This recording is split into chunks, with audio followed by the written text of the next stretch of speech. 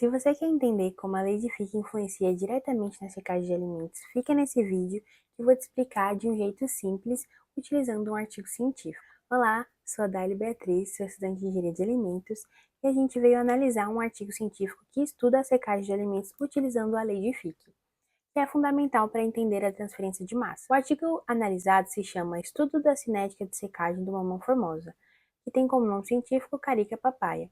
Ele foi desenvolvido por 3 autores, que é um pouco difícil de pronunciar o nome, então vou deixar na tela para vocês, e é apresentado no Congresso Brasileiro de Ciência e Tecnologia de Alimentos no ano de 2002. Está disponível no site da Embrapa e vou deixar o link para você disponível para vocês acompanharem. O objetivo do estudo, então, foi analisar como o mamão perde água ao longo do tempo durante a secagem, ou seja, estudar a cinética por trás da secagem.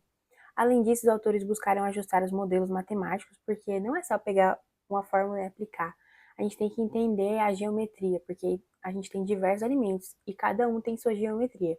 Então, a gente às vezes precisa ajustar os modelos matemáticos para a gente poder contemplar toda a geometria do alimento. E aí, através disso, eles conseguem, então, determinar a difusividade efetiva da água dentro daquele alimento. Então, o alimento estudado foi o mamão formosa, que possui um alto teor de umidade, ou seja, uma alta concentração de água no interior do seu alimento. O processo utilizado foi uma secagem convectiva, onde o ar quente remove a água do alimento. Mais importante entender que a água não sai diretamente. Ela precisa se deslocar de dentro do alimento para a superfície exterior. Este movimento acontece por meio de difusão, ou seja, ela vai de regiões onde ela está mais concentrada para a região menos concentrada. E essa equação que descreve exatamente isso. No estudo, os autores utilizaram uma solução matemática da segunda lei de Fick considerando essa geometria do alimento. Isso resultou em uma equação que descreve a razão da umidade ao longo do tempo de secagem. E é essa equação aqui. Grande, né?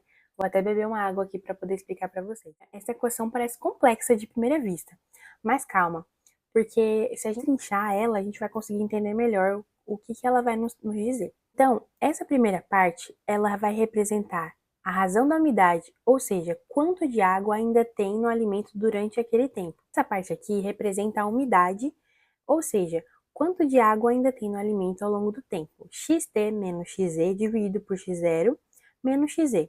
E o restante da equação é um somatório exponencial que vem da resolução da lei de Fick, descrevendo matematicamente como essa água sai do alimento. Mas o mais importante é esse termo aqui, DFE, que é a difusividade efetiva, que indica o quão fácil a água se movimenta dentro do mamão.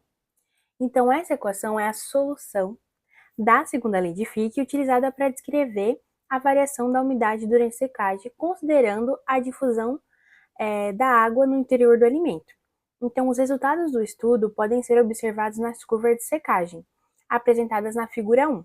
Na figura 1A, mostra a umidade em função do tempo. É possível observar que o aumento da temperatura reduziu significativamente o tempo de secagem. Por outro lado, a velocidade do ar praticamente não influenciou no processo. Já na figura 1B, mostra a taxa de secagem em função da umidade, que é possível observar a presença de 2 períodos de taxa decrescente. No primeiro período, a temperatura aumentou a taxa de secagem.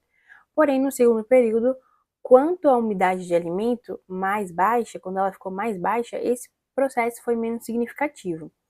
Isso ocorre porque a redução da umidade do alimento aumenta a resistência da saída de água daquele alimento, possivelmente porque o mamão encolheu, então dificulta a saída de água. Esse comportamento reforça, nessa fase, que o processo passa a ser controlado pela difusão interna mesmo. Então, é exatamente o que o fenômeno da lei de Fick representa. O estudo também determinou os valores de difusividade efetiva da água. Em 40 graus, teve 1,72 vezes 10 a menos 9 metros quadrados por segundo. Já a 60 graus foi 2,71 vezes 10 a menos 9 metros quadrados por segundo. Esses resultados mostram claramente que o aumento da temperatura facilita a movimentação interna do interior do alimento. Além disso, como a velocidade do ar não influenciou significativamente a secagem, os autores sugeriram utilizar velocidades mais baixas durante esse processo, ou seja, economizar energia. Conclui-se então que a lei de Fick é essencial para compreender o processo de secagem de alimentos, pois descreve a transferência de massa do interior do alimento.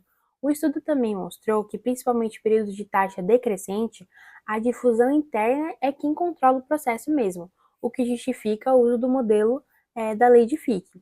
Além disso, a determinação de difusividade efetiva permite avaliar o efeito da temperatura e otimizar essas condições operacionais, como o uso de menores velocidades do ar, por exemplo, e assim reduzindo custos energéticos. Então, entender o processo é muito bom para você reduzir custos, porque é isso que a indústria quer, né?